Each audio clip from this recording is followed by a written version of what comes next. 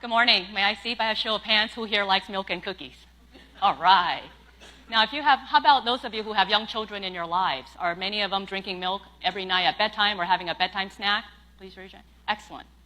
I'm here today to talk to you about the milk and cookie disease. It's a disease that I created or formally termed in 2012 to describe an epidemic I have observed for over 10 years on how too much dairy and sugar is hurting our health, but in particular, it's hurting the health of our children. Here are my takeaway points. First, too much dairy and sugar simply leads to acid in our stomach. That causes acid reflux. And in children, it comes across as symptoms of colds and allergies. Second, thousands of children right now, today, in America, may be taking medications, many of them, to treat symptoms that are actually from the milk and cookie disease. And finally, everybody here, and especially doctors who care for children, we need to be asking every single child, what are they eating and drinking? So as my husband likes to say, I'm ruining childhood every single day by telling the parents to cut out excessive dairy and sugar in their kids' diet. Well, why am I such a killjoy? Well, you see, my career epiphany is based on 3 questions. Why are thousands of babies born every year completely healthy, but within the first 5 years of life, they're so sick all the time? They got chronic runny noses that won't go away. They cough for weeks and months. They also have sore throats and a whole host of other problems. Second, what do these kids have in common? And finally, well, if they're on all these medications, why are the symptoms not going away? Okay, so those are the reasons that I started on this journey. I want to tell you a story of a patient of mine. So several years ago, I met a boy who's 3.5. I was like their 5th or 6th opinion. Parents come in, they're very nice. They show me a video. This boy will wake up once or twice per week in the middle of the night during sleep. And when he wakes up, he's struggling to breathe, and it's very scary. He sounds like this.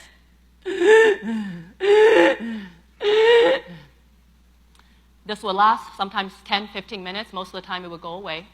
They're afraid to go to bed at night. About once a month, they would take him to the emergency department. And the year that I met him, they had to call 911 twice. It got that scary. But it usually goes away. And by the time I met him, he was seeing the pediatric GI doctor, the allergist, the pulmonologist, and he was on 5 or 6 medications. He's 3.5. Flovent, Flonase, Singulair, Zyrtec, Prevacid, Albuterol. Does anybody here recognize what those medications are? And despite the medicines, he kept having the episodes. So I did with his parents what I do every single day when I meet a patient. I ask, what is he eating and drinking? The mom says, oh my gosh, he is an incredibly picky eater. He's a terrible eater. I look at him, he's not starving, he looks pretty healthy. I said, well, then what is he drinking? Chocolate milk. In fact, he loves it so much he wakes up every morning and has chocolate milk, then again at lunch, then at dinner. Oh, but every single night, he cannot go to bed unless he has his glass of chocolate milk. I looked at the parents, I said, these attacks that he's having are actually called laryngospasm. It's like a Charlie horse in your calf, like a cramp, you can't stop it. And what's happening is the chocolate milk is turning into so much acid, it's coming back up. So when it comes up into the throat and touches the voice box, the body says, hey, that chocolate milk is not coming down my windpipe to give me pneumonia, so I'm just going to close it to save your life.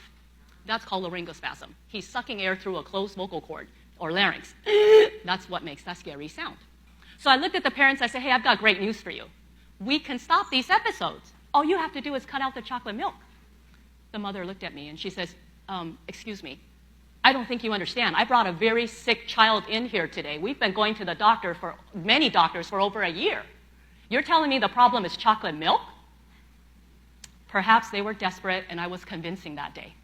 So they said, you know what, fine, we'll give it a try. I always encourage them. I said, if it doesn't help, it's okay, I'm crazy, that's okay. But what do you have to lose? So they decided to go cold turkey. They cut out the chocolate milk that night and every day after, and he stopped having those episodes. That's just one of thousands of stories I can tell you about. Okay. Milk comes out of the refrigerator, not acidic. The pH is actually 7. But you see, as the temperature goes up, the acidity it becomes more and more acid. The pH drops like a ton of bricks. Anybody here that doesn't believe me, please go home tonight, pour a glass of milk. You can leave it out for several hours. Better yet, put it at 98.7 degrees or our body temperature, and then go drink it later and tell me how it tastes. Sugar, as it turns out, breaks down into a form of alcohol and carbonic acid gas. The alcohol further breaks down in the body into acetic acid and water, which is what makes vinegar. Okay, so you see, the things our children love, the reason I call it the milk and cookie disease is for dairy and sugar. It's because, acid plus acid equals more acid.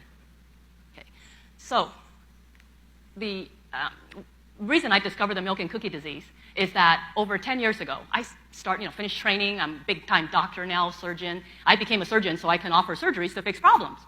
One after another, I meet these kids who are not better. How am I going to use surgery to fix cough? I had to come up with another solution, but I didn't know what to do at first. So every single time I asked the parents, what is your child eating and drinking? Take me through their day. And that's how I found out what they have in common. They have the milk and cookie disease. As I then thought about, well, how come they're on all these medicines by the time I meet them, but they're not better? And here's what I discovered. Medications will not work if it's treating a condition the patient doesn't have. Okay, so interestingly, if you're 2 or 3 years old and you've got yellow, runny, snotty nose, and you're on Zyrtec, Claritin, Flonase, it's not going to work if that symptom is not from allergies. It's the same with antibiotics. If it's not a true bacterial sinus infection, the medicine's not going to work there either. So tonight, when you're home brushing your teeth, please go a little further and make yourself gag. Count for me how many seconds until your eyes are watery and your nose is swollen shut. So it turns out something called the parasympathetic system. There's two, sympathetic and parasympathetic.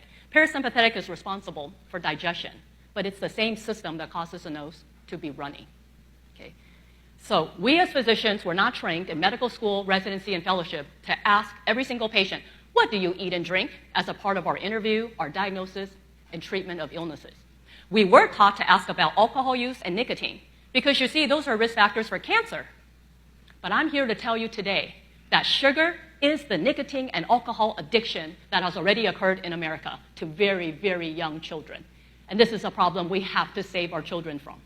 And I start asking families, one after another, what their children eat and drink. I have learned now thousands of interviews what parents think. Well, hey, if milk is good for them, the more the better, right? And if a child is a horrible eater, just give them all the milk they want, because that's good nutrition. And when it comes to juices, well, if the label says organic or 100%, better yet, now there's all this fruit and vegetable juice, that's good for them. I mean, which kid eats enough vegetables?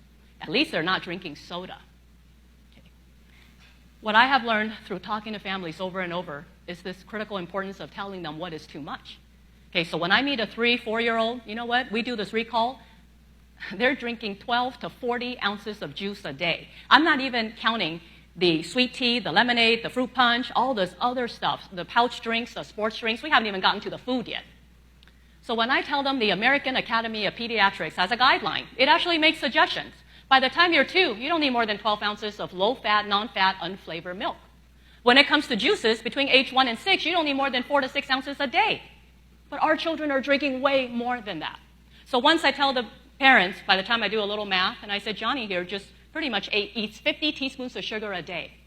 They're horrified, and it motivates change because of that.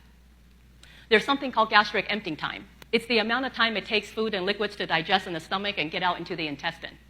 So it turns out that dairy, sugar, and fat causes things to stick around longer. So the more acid that sits around longer, the more it's likely to come back up. Oh, and by the way, babies and kids have very short distances between the stomach and the mouth. So when they have that milk at bedtime and lay down, there's not very far for it to go before it comes up and causes all these problems up high. Next time you're at the grocery store, please pick up any item, turn it around, read the nutrition label. Under sugar, just take that number, divide by 4, because every 4 grams is about 1 teaspoon equivalent. So that's how you can tell how much sugar you might be unknowingly consuming. Now, you might be sitting out there saying, all right, what's the big deal? I've got acid reflux, so does my mom, my friend, my neighbor. I take that pill, you know, that Nexium, Prevacid, Prilosec. Well, the pills, yeah, they can block natural stomach acid secretion. But I got to tell you, I don't think it works against the Niagara Fall of acid that we are allowing in our human diet today and what's going into our children. I don't tell people to go on some freaky, completely dairy and sugar-free diet. We got junk at my house. Okay? What I do is talk about common sense stuff. Cut out the sugary crap. Drink more water. Okay, let's have dessert right after dinner, not before bedtime. Okay, you can have your milk and cookies, just not at bedtime and in moderation. Okay, and it is through that I have found that parents actually are open, they're willing, but that's just one person. So I need help, and you are all going to help me fight the milk and cookie disease. Okay?